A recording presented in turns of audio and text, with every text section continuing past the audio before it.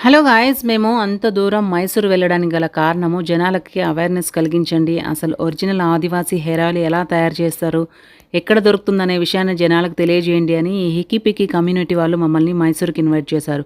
మేము అక్కడికెళ్ళిన తర్వాత ఆ ఆయిల్ ఎలా తయారు చేస్తారు? ఏమేమి యూజ్ చేశారనేది మాకు క్లియర్‌గా చూపించారు.